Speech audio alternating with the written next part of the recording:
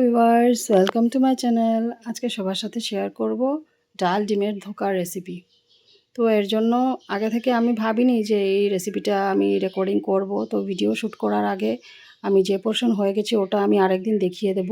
তো এটার জন্য নিয়েছিলাম সারা রাত ধরে ভেজানো মসুর ডাল, পেস্ট করে নিয়েছি মিক্সিতে। আর ওই মসুর ডালে 3টে বড় পেঁয়াজ কুচি দিয়েছিলাম আর 2টো ডিম ফেটিয়ে দিয়েছিলাম। তারপরে এই অমলেটটা বড় হয়ে গেছে, এরকম বানিয়ে নিয়েছি দেখো।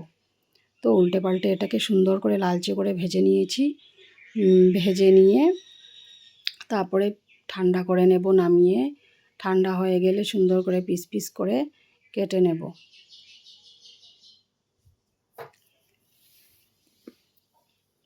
আমি ভেবেছিলাম ডালের বড়া করব, তো মা হঠাৎ করে বলছে এটা ধোকা বানিয়ে নেয়, ডালের বড়ার থেকে ধোকাটা খেতে বেশি ভালো লাগে। তো আমি হঠাৎ করে যখন বলেছে আমি আর শুটিং করব সেটা আর আমার খেয়াল নেই। পরে যখন মনে পড়লো যে হ্যাঁ, অর্ধেকটা তো চলে গেছে, হলেও তোমাদের সাথে বাকি রেসিপিটা শেয়ার করতেই পারি। আর একদিন আমি ফার্স্ট পোর্শনটা রেকর্ডিং করে তোমাদের সাথে শেয়ার করব। দেখো সুন্দর করে কেটে নিচ্ছি, পিসগুলো আলগা করে নেব।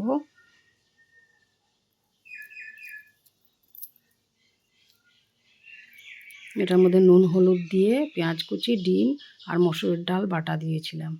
সবগুলো ভালো করে ফেটিয়ে তারপরে সর্ষের তেলে ফ্রাইং প্যানে বড় করে একদম অমলেট বানিয়ে নিয়েছি। তো তারপরে প্যানের মধ্যে সর্ষের তেল গরম করে শুকনো লঙ্কা ফোড়ন দিলাম, পেঁয়াজ কুচি দিলাম,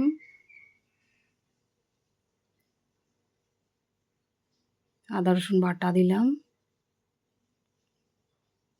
কষিয়ে নিয়ে ওর মধ্যে দিয়ে দিয়েছি হলুদ গুঁড়ো,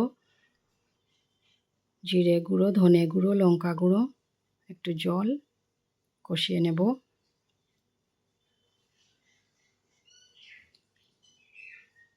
নুন, চিনি,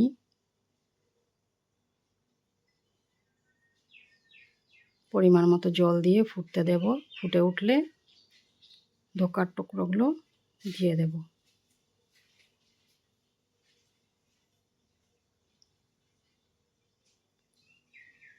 ভালো করে ফুটতে থাকুক, যাতে ধোকার টুকরোর মধ্যে ভালো করে গ্রেভিটা সোক করে নেয়।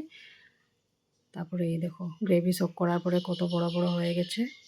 গরম ভাতের সাথে দারুণ খাবার।